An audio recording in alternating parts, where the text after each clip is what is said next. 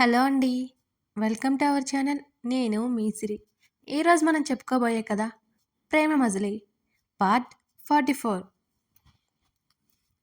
మళ్ళీ అదే హోటల్, అదే రూమ్, అదే బాల్కనీ. బాల్కనీలో కూర్చుని ఆకాశంలో చంద్రుని చూస్తోంది స్వర. అనిరుద్ మీద కోపం, ఆవేశం, ద్వేషం, అసహ్యం ఇవన్నీ ఎటుపోయాయి? ఈ సుమంతైనా కనబడ్డం లేదేంటి? తనకు తానుగా ఎంత ప్రశ్నించుకున్నా సమాధానం దొరకడం లేదు స్వరకి. అనిరుద్ధ్తో జీవితం తనకు కావాలనిపిస్తుందేంటి?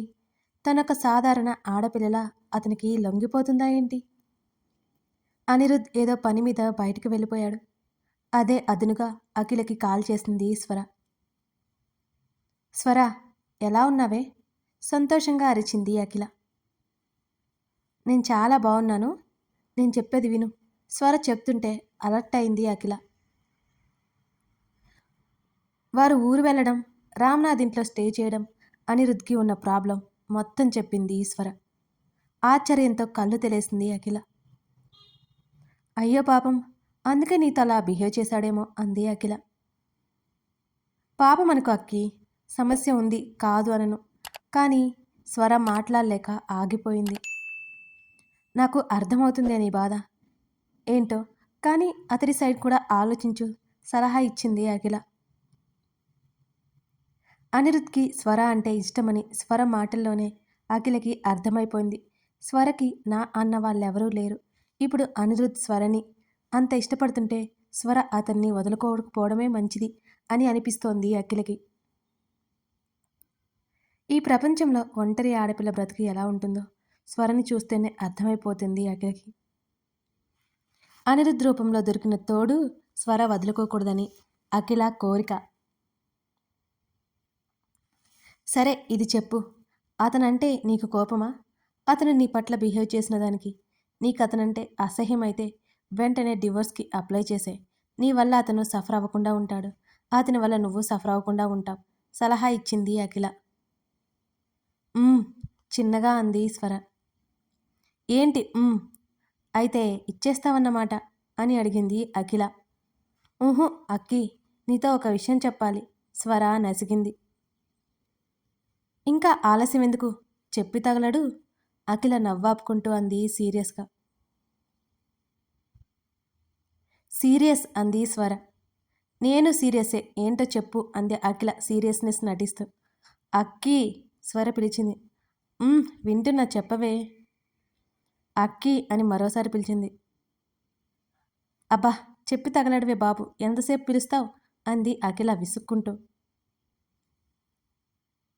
నిజంగా అన్నుతో ఉంటే నేను హ్యాపీగా ఉంటానా అని అడిగింది స్వర నసుగుతూ. అన్నూనా అని పైకే అని ఎవరా అని అర్థం చేసుకోవడానికి 2 నిమిషాలు పడుతోంది అఖిలకి. ఎందుకే సైలెంట్ అయ్యా, చెప్పు అని అడిగింది స్వర. అబ్బో, అన్నూనా? ఇంతకీ ఎవరే ఆ అన్ను? అఖిల మాటలకి నాతో ఆడుకుందులే తర్వాత, ముందు విషయం చెప్పు విసుగ్గా అరిచింది స్వర. అది నాకెలా తెలుస్తుంది? నీకే తెలియాలి. దాదాపు అతనితో 2-3 నెలలుగా కలిసే ఉంటున్నా. అతడు ఎలాంటివాడో నీకే తెలియాలి. అతనితో నీ ఫ్యూచర్ ఏంటో నువ్వే అర్థం చేసుకోవాలి. అతని దగ్గర ధైర్యంగా ఉండగలవా? అతని దగ్గర ఒక భర్త ప్రేమ నీకు లేక అన్ని ప్రేమ దొరుకుతాయా? అతను నీ సైడ్ తీసుకుంటాడా? ముఖ్యంగా అందరికంటే నిన్ను ఎక్కువ ప్రేమిస్తాడా? స్వరని ఆలోచింపజేయాలని అఖిల పూనుకుంది. నువ్వు చెప్పినవన్నీ అనిరుద్ధ్లో ఉన్నాయి, కానీ నాకే భయం వేస్తోంది. అతని వల్ల ఇంకోసారి నా మనసు ముక్కలైతే నేను చచ్చిపోవడమే నయం అని అంది స్వర ఆవేదనగా. స్వర, ఏంటి ఆ మాటలు అని అడిగింది అఖిల కంగారుగా. సరే, నేను ఉంటాను, అతను వస్తాడు. ఇంకొక మాట మాట్లాడే అవకాశం ఇవ్వకుండా కాల్ కట్ చేసింది స్వర. స్వర కళ్ళలో నుంచి నీళ్లు కారిపోతున్నాయి. ఎందుకో తెలియట్లేదు ఆమెకు కూడా. గదిలోకి వచ్చిన అనిరుద్ధ్కి కనిపించలేదు స్వర. అతడు తనతో పాటు తెచ్చిన కవర్ బెడ్ మీద పెట్టి బాల్కనీలోకి వచ్చాడు. స్వర దీర్ఘంగా ఆలోచిస్తూ కనిపించింది అతనికి. ఆమె వెనుకగా వెళ్ళి ఆమె కళ్ళు మూశాడు. అతని చేతులకు ఆమె కన్నీళ్లు తగిలాయి. ఒక్కసారిగా ఉలిక్కిపడి ఆమె ముఖంలోకి చూశాడు అనిరుద్. అనిరుద్ స్పర్శ అర్థమై గబుక్కున సరిగ్గా కూర్చొని కళ్ళు తుడుచుకుంది స్వర. ఎక్కడికి వెళ్ళిపోయావు? చెప్తే నేను వచ్చేదాన్ని కదా అంటూ నవ్వు నటించింది స్వర. ఆమె పక్కన కూర్చొని ఆమె చేతిని తన చేతిలోకి తీసుకున్నాడు అనిరుద్. ఏమైంది స్వర? అతడు చాలా మృదువుగా అడిగాడు. ఏమైంది? ఏమీ లేదు. ఏం కాలేదు. నువ్వు ఎక్కడికి వెళ్ళావు చెప్పమంటే ఏమైంది అంటూ నన్ను ఏదో అడిగి టాపిక్ డైవర్ట్ చేద్దామనుకుంటున్నావా? స్వర దబాయించింది. అతడు చిన్నగా నవ్వాడు ఆమె మాటలకి.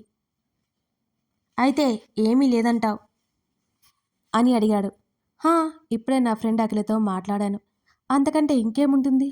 తిరిగి అతన్నే ప్రశ్నించింది స్వర. సరే లోపలికి రా అంటూ ఆమె చేతిని పట్టుకున్నాడు అనిరుద్. నాకు నిద్ర రావడం లేదు, కాసేపు ఇక్కడే కూర్చుంటాను అంది స్వర. ఓకే, నాకు కూడా నిద్ర రావడం లేదు. నీ గురించి చెప్పు, వింటాను అని అడిగాడు అనిరుద్. నా గురించి చెప్పుకోవడానికి ఏం లేదు. చిన్నప్పటి నుంచి ఒంటరిగానే పెరిగాను. నేనొక ఒంటరిదాన్ని. ఇప్పుడు నీ గురించి చెప్పు అడుగుతూ ముఖం తిప్పుకుంది స్వర అతని నుంచి. నా గురించి మ్యాక్సిమం నీకు తెలుసు. ఇంకా ఏముంది చెప్పడానికి? డాడీ నేను అంతే. ఉన్నట్టుండి అతని ముఖం సీరియస్గా మారిపోవడం స్వర గమనించింది. ఆమె చేతిని వదిలేయడం కూడా అర్థమవుతూనే ఉంది. మా అమ్మ స్కూల్ ముందు ఐస్ క్రీమ్ అమ్ముకునేది. స్వర చిన్నగా నవ్వుతూ చెప్పింది. తన ఆలోచనల నుంచి బయటపడి ఆమె వైపు తలతిప్పి చూశాడు అనిరుద్. మా నాన్న చనిపోయారు. ఎందుకో తెలియదు. మాకెవరూ లేరు. బ్రతకాలి కదా మేము. అందులోనూ నేను చాలా చిన్న పిల్లని. అమ్మ చదువుకుంది తక్కువ. 10th వరకు చదువుకుంది. ఉద్యోగం ఏమీ దొరకలేదు. తప్పలేదు, నన్ను స్కూల్లో జాయిన్ చేసి స్కూల్ ముందు ఐస్ క్రీమ్ అమ్ముకునేది. కొన్ని రోజుల తర్వాత అమ్మ పోయింది. ఒక్కదాన్నే అయిపోయా. ఏం చేయాలో తెలియదు. ఒక అనాథాశ్రమంలో జాయిన్ చేశారెవరో. స్వర చెప్పుకుంటూ పోతుంటే అనిరుద్ శ్రద్ధగా వింటున్నాడు ఆమె మాటలు. ఆశ్రమంలో స్కూల్ లాంటిది ఉండేది కాదు. అక్కడ కేవలం ఉండడానికి తిండి పెట్టేవారు. ఆశ్రమానికి దగ్గరలో మదర్ తెరిసా స్కూల్ ఉండేది. నాకేమో బాగా చదువుకోవాలని ఉండేది. మా నాన్నకి నేను చదువుకొని ప్రయోజకురాల్ని అవ్వాలని కోరిక. నేను చదువుకుంటానని మా మేడంకి చెప్పాను. ఆవిడ నన్ను కొట్టి అవమానించింది. ఇక నాకు ఎవరిని అడగాలో అర్థం కాలేదు. ఎవరిని అడిగినా ఇలాగే కొడతారని భయం వేసేది. అనుకోకుండా మా అందరినీ మదర్ తెరిసా స్కూల్కి తీసుకెళ్లారు. అక్కడ ఏదో ఫంక్షన్ జరుగుతుంది అని ఒక క్షణం ఆగి, నీకు తెలుసా అన్ను, దాదాపు 5-6 నెలల తర్వాత కడుపు నిండా భోజనం చేశాను. స్వర కన్నీళ్లతో నవ్వుతూ చెప్పింది అతనికి. ఆమె చెప్పేది వింటుంటే అతడి గొంతు పట్టేసినట్టయింది. మాట రానట్టుండిపోయాడు అనిరుద్. అక్కడికి వెళ్ళడం నాకెంత అదృష్టమైందో. అక్కడ ఒక మదర్ ఉండేవారు. నేను ఆవిడ దగ్గరికి వెళ్ళి చదువుకుంటాను అని చెప్పాను. ఆవిడ నన్ను కొడతారేమోనని భయపడ్డాను. కానీ ఆవిడ చాలా ప్రేమగా దగ్గరికి తీసుకున్నారు. మా వార్డెన్ మేనేజర్తో మాట్లాడి నన్ను అక్కడే ఉంచేశారు. వాళ్ళే ఒప్పుకోలేదు. చాలా గొడవ చేశారు. మదర్ అని చెప్పాను కదా, ఆవిడ పోలీసుని పిలిపించి వాళ్ళ మీద కేసు పెట్టింది. అప్పుడేం జరిగిందో నాకు తెలియదు కానీ చిన్నపిల్లను కదా, ఇక మదర్ దగ్గరే ఉండిపోయాను నేను. మొదట్లో కాస్త ఇబ్బందిగా ఉంది. వాళ్ళ రూల్స్ చాలా స్ట్రిక్ట్గా ఉండేవి. కానీ మెల్లిగా అలవాటైపోయింది. అక్కడ చిన్న పిల్లల్లో నేను తప్ప ఎవ్వరూ ఉండరు. అందరూ మదర్సే. వాళ్ళ దగ్గర నేను ఒక్కదాన్నే ఉండేదాన్ని. అది స్కూల్ కాబట్టి అందరూ ఇంటికి వెళ్ళి స్కూల్కి వస్తుండేవారు. అలా అలా చాలా సంవత్సరాలు వాళ్ళ దగ్గర ఉన్నాను. 10th క్లాస్ అయిపోయింది అని ఆగి, నీకు తెలుసా, ఆ స్కూల్ ఫస్ట్ నేనే వచ్చాను. ఇక తర్వాత అక్కడ చదువుకోవడానికి లేదు. నేను వాళ్ళ దగ్గరే ఉండిపోయి ఇంటర్ కాలేజ్ జాయిన్ అయ్యాను. కొరియర్ ఆఫీస్లో సాయంత్రాలు పార్ట్ టైం జాబ్ చేసుకునేదాన్ని. నేను వాళ్ళ దగ్గర ఇక ఉండడం కష్టమని నాకు అర్థమైపోయింది.